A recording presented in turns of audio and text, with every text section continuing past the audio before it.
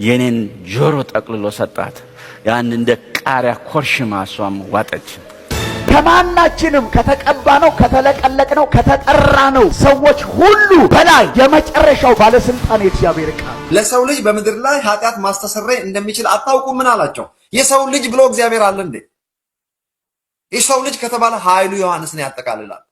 እንደ ቪትስ ውስጥ እኮ ፎቶ እያሳየሁ እኮ ቪትስ ውስጥ ትንባው እኮ እያጨሰኩ እያሳየሁ ነው ያለው። ባይዘው ጽዋው ሞልቶ ነው ብዬ ነው ማምነው እንጂ የሰው ልጅ በዚህ ደረጃ ሊካል ብራንድ አምባሳደር የዛ ስራ እኔ ለስራላችሁ እንዲ ስላለኝ ምናምን ፕሮፖዛል ምናምን ማስገባት እኔን የሚያካክሉ ልጆች አሏት። እነዚህንና ሌሎች ፈገግ የሚያስብሉም እንዲሁም ትምህርት የምናገኝባቸውን ቪዲዮዎች ይዤ ቀርቤያለሁ። ታዲያ ለቻናሌ እንግዳ ከሆኑ ሰብስክራይብ ማድረግዎን አይርሱ። ሌትስ ዳይቭ ኢን።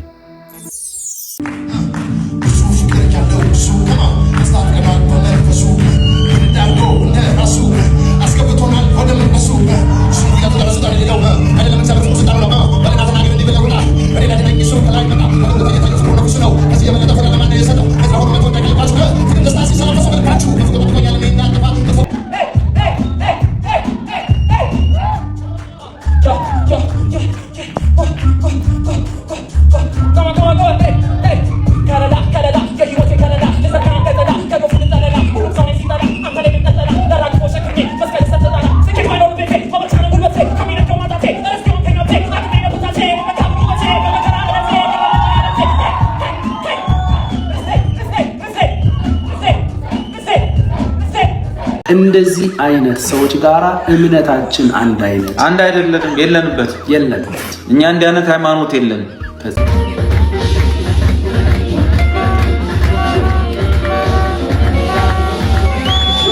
የዚህ ቪዲዮ ዓላማ ማንንም ቢሆን እግዚአብሔር ቃል አኳያ አምልኮ ምን አይነት ስርዓት መያዝ አለበት፣ ምን አይነት መልክ መያዝ አለበት የሚለውን ማስተማር አይደለም። ነገር ግን የእግዚአብሔር ቃል ሁሉ ተፈቅዶልኛል ሁሉ ግን አይጠቅመኝም ስለሚል እየኖርንበት ካለንበት ማህበረሰብ ከባህልና ወግ ያፈነገጡ ስርዓቶችን በቤተክርስቲያን እያመጣን እግዚአብሔርን እያመለክን ነው ብንል ለኔ ሞራልም አኳያ ከእግዚአብሔር ቃልም አኳያ ከማህበረሰብ እሴትም አኳያ ተቀባይነት የለውም ባይ ነኝ። አሁን ይሄንንም አምልኮ ነው የሚል አይጠፋም።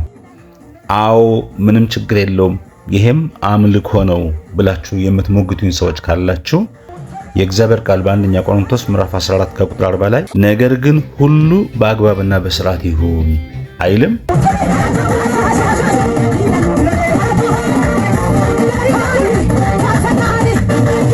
ወላጅ እናቴ ጆሮዬን ቅርጥፍ አርጋ በልታለች ይላሉ ወንጌላዊ ደሞዝ። እናቴ ነች የበላችኝ። ይሄንን ሲሪየስሊ እናቴ ነች የበላችኝ። ይሄ ጆሮ ቆራጣ ነኝ። በስመ አብ ወወልድ ወመንፈስ ቅዱስ።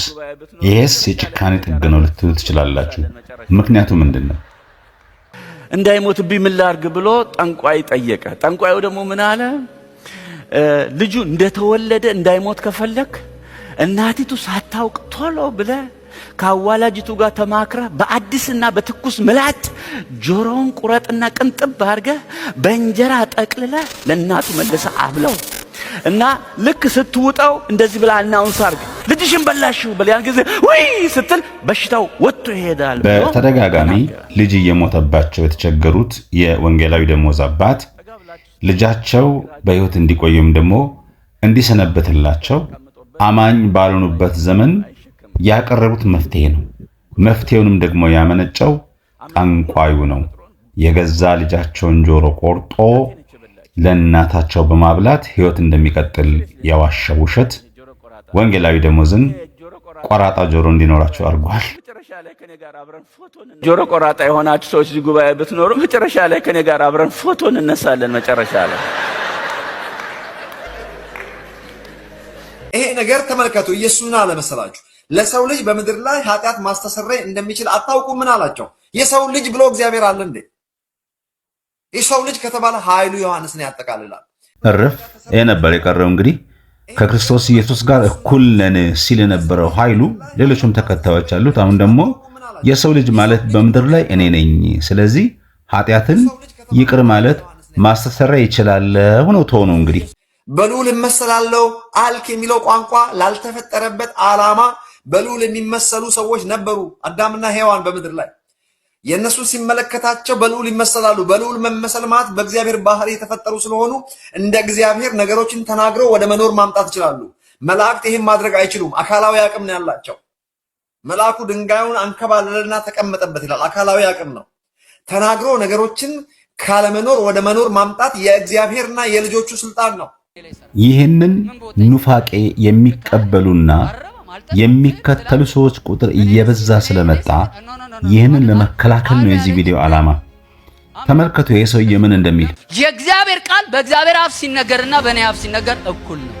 የእግዚአብሔር ቃል በእግዚአብሔር አፍ ሲነገርና በእኔ አፍ ሲነገር እኩል ነው፣ ተመሳሳይ ነው። አመንኩ ስለዚህም ተናገርኩ ተብሎ እንደተጻፈ እግዚአብሔር የተናገረውን ቃል ሳመን የተናገረውን መልሼ ስናገር እኔ ላይ ይሰራል። ለወጉ ጥቅስ ይጠቅሳሉ። የዛን ጥቅስ ትርጉም ደግሞ የሚሰጡት ከነሱ ትምህርት ጋር በሚስማማ መልኩ ነው። መጽሐፍ ቅዱስ መዝሙር 107 ቁጥር 20 ላይ ይመስለኛል የቃሉን ድምጽ ሰምታችሁ የምትፈጽሙ እናንተ መላእክቶች ነው። አመንኩ ስለዚህም ተናገርኩ ተብሎ እንደተጻፈ እግዚአብሔር የተናገረውን ቃል ሳመን የተናገረውን መልሼ ስናገር እኔ ላይ ይሰራል። መጽሐፍ ቅዱስ መዝሙር 107 ቁጥር 20 ላይ ይመስለኛል የቃሉን ድምጽ ሰምታችሁ የምትፈጽሙ እናንተ መላእክቶች ነው። መልአክ በዙሪያችን ነው አይደል? መላእክቶች በዙሪያችሁ አሉ። ካንተ አፍ ቃል ይጠብቃል። የሚፈጽሙት ያንን ቃል ልክ አሁን እኔ እንዴ ስል ወንጅሉ ቹአ አመንኩ ስለዚህም ተናገርኩ ተብሎ እንደተጻፈ እግዚአብሔር የተናገረውን ቃል ሳመን የተናገረውን መልሼ ስናገር እኔ ላይ ይሰራል። ምን በወጣኝ ሰይጣን ያለው ምለው ደካማ ነኝ፣ አረባም፣ አልጠቅምም፣ ትላትን እኔ ምስኪን እኔ ሴትን ኖ እኔ ሴትን ኖ ቃሉ ያለኝ ነኝ። አሜን። እዚህ እኮ ነው። ለምንድን ነው እሱ ታዲያ ስንጸልይ በጌታ በኢየሱስ ስም ይሄ በሽታ ምናምን ብለን ስንጸልይ ለምን በሽታ ይሄዳል? ከኔ ቃል ተከትሎ የሚሰራ ምን አለ? ኃይል አለ። በዚህ 3 ሰዓት ውስጥ አካውንታችሁን ቼክ አድርጉ። የታምራት ገንዘቦች ወደ እናንተ አካውንታችሁ ውስጥ ገባ አይቻለሁ። አሜን በማለት ተቀበሉ። አሁን በዚህ ደቂቃ ይህ መልእክት ወደ እናንተ ከደረሰ መልእክታችሁ ነው። ወንድሜ እንዲህ ብሎኛል፣ ከጸለይክልኝ በኋላ 1 ሚሊዮን ብር ወደ አካውንት ገብቶኛል ብሎ መሰክሯል። በህይወታችሁ ላይ፣ በላይፋችሁ ላይ፣ በመንገዳችሁ ላይ፣ በስኬታችሁ ላይ እየጠበቃችሁ በእግዚአብሔር ፊት እየተመላለሳችሁ ባዶነት ምዕራፍ ውስጥ ያላችሁ ሰዎች፣ ግራ ተጋብታችሁ ያላችሁ ሰዎች፣ ተስፋ በመቁረጥ ውስጥ ያላችሁ ሰዎች፣ ነገር አበቃ ነገር አከተመ ያላችሁ ሰዎች የታምራት ገንዘቦች በልጁ ጌታ በኢየሱስ ስም ባላሰባችሁ ባላቀዳችሁ ይሆናል ብላችሁ ባልገመታችሁ አቅጣጫ ፈጥኖ ወደ እናንተ አካውንታችሁ ስር ሲገባ አይቻል። እንደ እግዚአብሔር ስለሆንን የተናገርነው ቃል መሬት ላይ ጠባይል ይፈጸማል የሚሉ ናቸው። ራሳቸውን ከእግዚአብሔር ቃል እኩል ከእግዚአብሔር ጋር እኩል ከኢየሱስ ክርስቶስ ጋር እኩል አድርገው የሚያዩ ሰዎች ናቸው። ከማናችንም ከተቀባነው ከተለቀለቅነው ከተጠራነው ሰዎች ሁሉ በላይ የመጨረሻው ባለስልጣን የእግዚአብሔር ቃል። ሁልጊዜ ሰይጣን በህይወታችሁ ሲመጣ እውነት ውሸት፣ መቼ ነው ለአማኝ ሰይጣን በህይወቱ ምቹ ጊዜ የሚያገኝ? ነምበር 1 እግዚአብሔር ቃል በሉዓላዊነት የማይሰበክበት ቤተክርስቲያን፣ ከእግዚአብሔር ቃል ጋር የተፋታ ህይወት ያለው ጊዜ፣ የጨው የዘይት የውሃ ደንበኛ የሆነ ጊዜ። ይህንን ቪዲዮ የምትመለከቱ ሰዎች ለእናንተ ክብር አለኝ። ከእግዚአብሔር ቃል ውጭ የሆኑ ልምምዶቻችንን እንድናስተካክል ካለኝ ፍላጎት ብቻ ነው የምሰራው። ራሳቸውን ከእግዚአብሔር ጋር የሚያወዳድሩ ሰዎች እንደ እግዚአብሔር እንፈውሳለን፣ እንደ እግዚአብሔር የምንናገረው ነገር ሁሉ ይሆናል ብለው የሚናገሩ ሰዎች ትክክለኛ ህይወታቸው እቺን አናናስ ይመስላል። ስታዩት የምትበላ ትመስላለች። ቅርጿ ትክክል ነው፣ ቀይ ናት፣ በስላለች። ብትቆርጧት ግን ውስጧ ምንም ነገር የሌላት ባዶ ነች። አይ ሰው ሞት አነሰው ያለው ማን ነበር? የማይሳሳት ሰው የለም። እኔም ሆንኩ ይህንን ቪዲዮ የምትመለከቱ ሰዎች በህይወታችን ብዙ ጊዜ ተሳስተን እናውቃለን። ነገር ግን ሌላውን ሰው በመበደል ሆን ብለን ተደጋጋሚ ጥፋት ማጥፋት ግን ትዝብት ውስጥ ይጥላል። አሁን በእነዚህ በሁለት ሴቶች መካከል እኮ ያለው የዕድሜ ልዩነት በፍጹም የማይመጣጠን ነው። ምናልባት ችኛዋ ለገነት ልጇ ብትሆን ነው በእድሜ። ነግበኔ አይባልም እንዴ? ልጅ ያለው ሰው እንዴት በሌላው ሰው ላይ በዚህ ልክ ግፍ ይሰራል? ምናምን ስላው ደወለች። እሺ ፕሮሞሽኑን ለምን እኔ ያልሰራላችሁ? ላይክ ብራንድ አምባሳደር የዛ ስራ እኔ ልስራላችሁ እንዲህ ስላለኝ ምናምን ፕሮፖዛል ምናምን ማስገባት። እኔን የሚያካክሉ ልጆች አሏት ደግሞ ኤቭሪ ዲቴል እኔ ማንም ሰው ላይ ቀርቤ አላውቅም ታውቃለች። እና በጣም ያዘንኩብሽ። የሰው እንጀራ አይበላም።